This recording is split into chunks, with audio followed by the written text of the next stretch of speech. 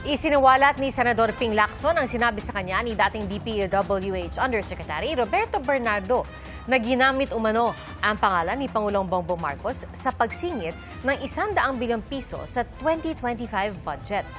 Dalawang undersecretary na gumamit umano ng pangalan ng Pangulo ang pinangalanan ni Lacson. Saksi si Maki Pulido. Ginamit lang ang pangalan ng Pangulo. Yan daw ang ibinunyag ni dating DPWH Undersecretary Roberto Bernardo kay Senate President Pro Temp at Blue Ribbon Chairman Ping Lacson kaugnay sa ilang akusasyon ni dating Congressman Zaldico. Napag-alaman ko from Undersecretary Bernardo na may mga tao sa Malacanang, not the President, not authorized by the President, who misrepresented him.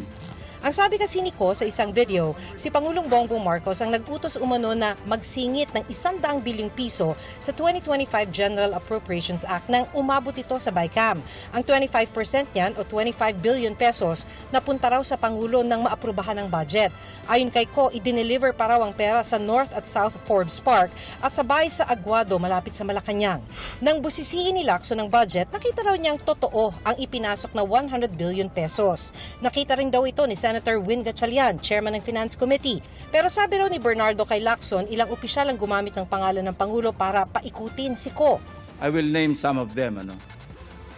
Undersecretary Adrian Bersamin. He name-dropped the President, making Zaldico believe na utos ng Pangulo na ipasok sa BICAM yung insertions na 100 billion. Now, Yusek Traigib Olaybar.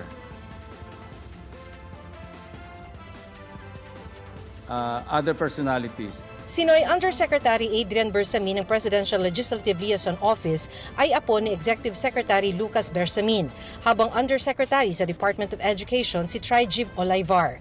Sabi pa ni Lacson, ibang ibinigay na breakdown ni Bernardo kung saan napunta ang 100 bilyon. Sa DPWH raw napunta ang 81 billion dito, habang ang natira ay napunta sa iba't ibang ahensya. Mula sa 81 billion, si Bernardo raw mismo ang humawak sa 52 billion. 8 billion pesos umano ang kabuuang halaga ng kickback na idineliver ni Bernardo kay Olayvar at 1 billion pesos kay dating DPWH Secretary Manny Bonoan. At least 10 deliveries. The modus that yung arrangement nila is may tigisa silang armor van.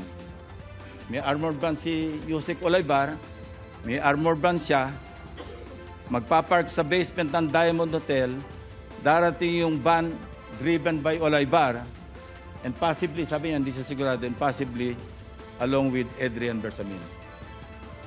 Bakante yung armor van, ipapark, idadrive yung isang van na puno ng pera. Ranging from 800 million hanggang 2 billion.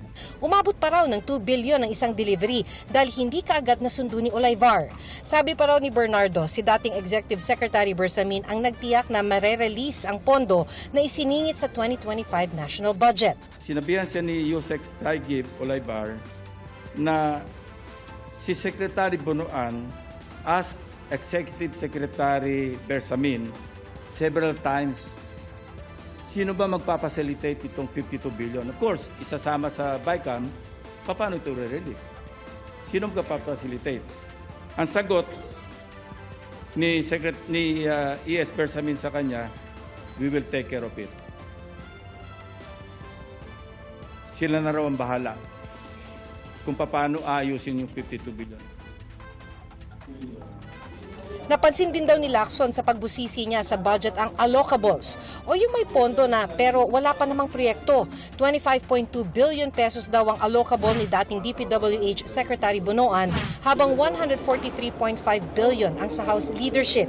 Ang tawag dito ni Lacson, bagong pork barrel. 143.5 billion. Mag-advance ng 10%. Magkano nawala sa Kaban ng Bayan? 14.35%. Write-off. Nanggagaling sa mga contractors. So why would the contractors advance that much kung hindi sila siguradong sila yung mangungontrata? It sucks, Mr. President. Ang mga ibinunyag daw ni Bernardo, kanyang isinulat at ipinadala sa Pangulo kahapon. Nang matanggap daw ng Pangulo ang handwritten statement ni Bernardo, sabi ni Lacson, nasundan na ito ng pagbitiw sa pwesto ni na dating Executive Secretary Bersamin at ni dating Budget Secretary Amena Pangandaman. Ayon din kay DepEd Secretary Sonny Angara, nagsumiti na rin ng resignation si Olayvar. There were resignations. Courtesy resignation is a euphemism for firing. The President is a very kind-hearted person. I would have suggested na tanggalin niya and then order an investigation. Otherwise, how can you insulate the President kung courtesy resignation? Tumanggi munang magbigay ng panayam si dating Executive Secretary Bersamin. Iginagalang daw niya ang prerogative o ang karapatan ng Pangulo na magpasya. Patuloy naming kinukunan ng pahayag ang apo niyang si dating Undersecretary Bersamin at dating DepEd Undersecretary Olayvar.